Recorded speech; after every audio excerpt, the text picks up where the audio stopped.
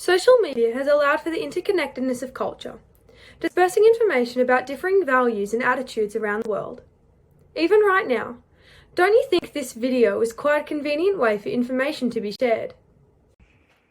As thought by many academics, this globalization of culture can be primarily attributed to the dispersion of mass media the West produces.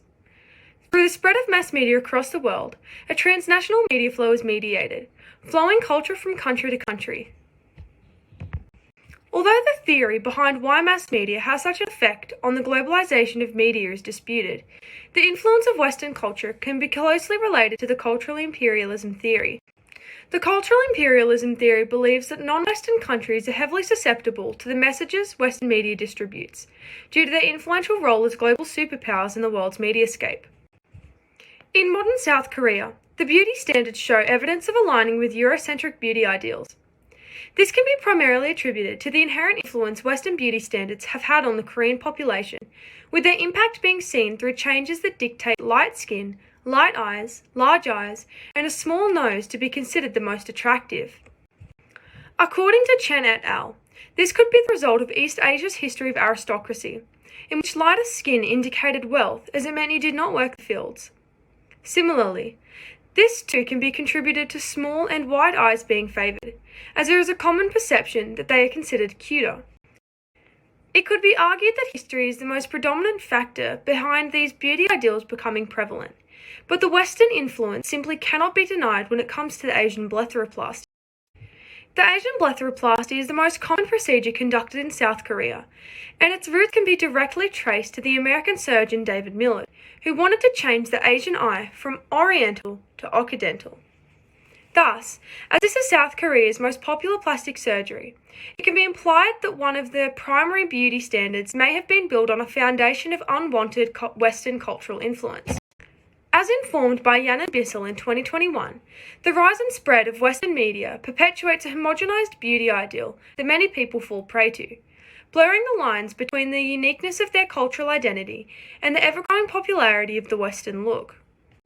Ever since South Korean isolationism from the West has decreased, it can be easily identified that South Korean and Western perceptions of beauty are remarkably similar. With Western media finding itself consistently sitting at the top of the world's mediascape, it is difficult to argue that Western media may not have influenced South Koreans in their understanding of beauty.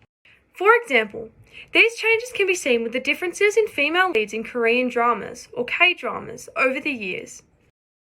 In 2007, a drama was released named Coffee Prince, in which the female lead had tan and blemished skin with monolith eyes.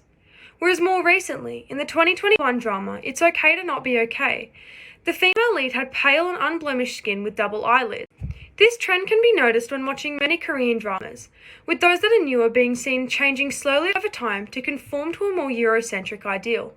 What is to be noted is that even if South Korea has fallen under the influence of Western beauty standards, there is still a very discernible South Korean beauty standard, one that includes aspects of the West and aspects of Korean history too.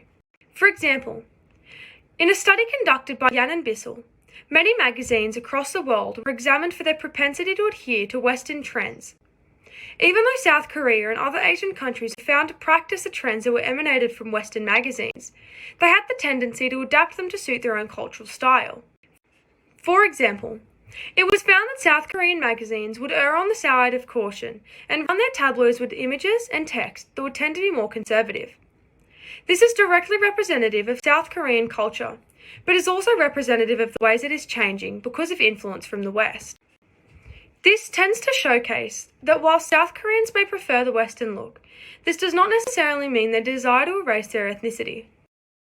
It can be implied that due to Western media content permeating throughout cultures and societies across the globe, the globalization of a Eurocentric and homogenized beauty ideal finds itself made commonplace.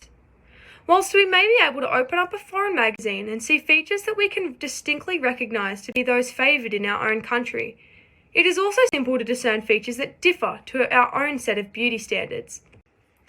It would be ignorant to think that the West dictates what the entire world sees as beautiful, because at the end of the day, that is simply not the case.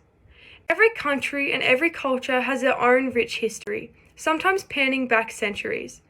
In having Western culture coincide with their own, we are capable of observing a beautiful outcome. A world where we can accept the beauty in the new, while still admiring the beauty of what is old.